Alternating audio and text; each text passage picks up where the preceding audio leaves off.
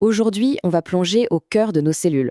On va parler de l'ADN, notre plan directeur génétique, et surtout de la bataille qui se joue en permanence pour le protéger. Ah, l'ADN, c'est sûrement la molécule la plus connue de toute la biologie. Et pour cause. Chaque être vivant sur cette planète, de la plus petite bactérie à l'être humain, l'utilise comme un véritable manuel d'instruction.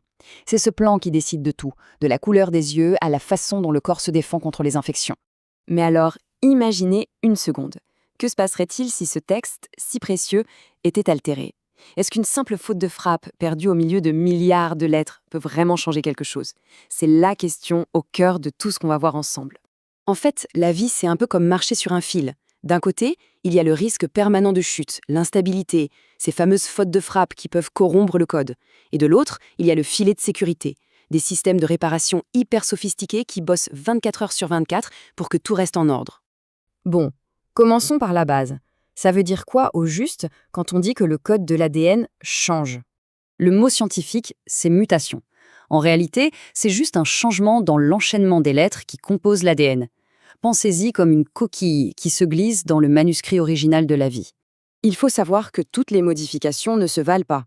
On a d'un côté ce qu'on appelle les mutations ponctuelles, qui sont des changements vraiment minuscules, et de l'autre, des grands remaniements, qui, eux, peuvent chambouler des chapitres entiers du code génétique. Cette image illustre ça parfaitement. Une substitution, c'est un peu comme changer une lettre dans un mot. Parfois, ça ne change pas grand-chose, parfois si. Par contre, si on enlève ou on ajoute une lettre au hasard, là, c'est différent. Ça décale toute la lecture et le message devient juste incompréhensible. Et puis, il y a un autre détail crucial. C'est l'endroit où la mutation se produit.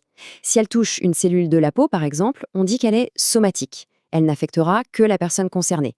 Mais si elle survient dans une cellule reproductrice, comme un ovule ou un spermatozoïde, là, c'est une mutation germinale. Et elle peut être transmise à la descendance. D'accord, mais alors, d'où viennent ces changements? Qui sont les coupables? C'est ce qu'on va voir tout de suite. En gros, il y a deux sources principales.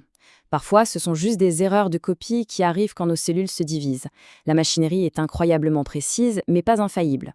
Et d'autres fois, les dégâts viennent de l'extérieur. Ils sont causés par ce qu'on appelle les agents mutagènes. L'exemple le plus connu d'agents physiques, ce sont les rayons ultraviolets du soleil. Ils peuvent carrément tordre ou même casser les brins d'ADN, ce qui empêche de lire correctement l'information. Il y a aussi les agents chimiques. Eux, ils sont plus sournois. Certaines substances peuvent s'infiltrer dans l'ADN et modifier chimiquement ces lettres, un peu comme un pirate informatique qui altérerait des lignes de code pour tromper le système. Face à cette menace permanente, notre corps est loin d'être démuni. Bien au contraire. On va maintenant s'intéresser à l'incroyable équipe de réparation qui protège notre génome. Quand une anomalie est détectée, la cellule se retrouve à la croisée des chemins. La décision qu'elle va prendre est une question de vie ou de mort. Pas seulement pour elle, mais parfois pour tout l'organisme. Deux options s'offrent à elle. Soit elle déclenche son autodestruction, ce qu'on appelle l'apoptose. C'est radical, mais ça garantit que l'erreur ne se propage pas. Soit, si les dégâts sont gérables, elle active tous ses systèmes pour corriger le tir. Et cette équipe de réparation, ce n'est pas rien. Imaginez un peu, dans notre corps, il y a plus de 100 gènes différents dont le seul et unique travail est de surveiller et de réparer notre ADN. Ça donne une petite idée de l'enjeu. Prenons un exemple concret, le système de réparation des mésappareillements.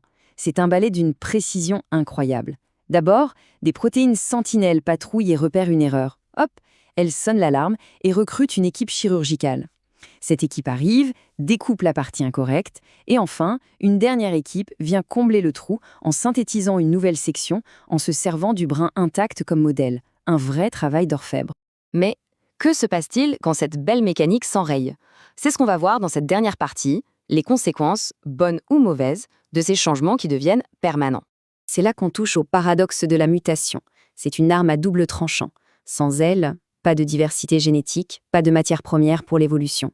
Mais d'un autre côté, c'est aussi la cause de nombreuses maladies génétiques et ça peut augmenter le risque de cancer.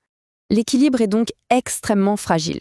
Quand les dégâts sont trop nombreux, ou quand les systèmes de réparation sont eux-mêmes défaillants, les erreurs s'accumulent. Et c'est là que les conséquences pour la santé peuvent devenir très sérieuses. Cette citation résume tout. La stabilité génétique, c'est une condition de base pour la survie et la reproduction. Notre existence même repose sur cette capacité à préserver l'information de notre ADN de génération en génération. On termine sur cette pensée un peu vertigineuse. Ces erreurs, ces fameuses fautes de frappe, peuvent être destructrices, c'est un fait. mais elles sont aussi la source de toute la diversité du vivant, de notre capacité d'adaptation. Ce qui nous amène à cette question fascinante. Et si, au fond, notre imperfection était le véritable secret de notre survie ?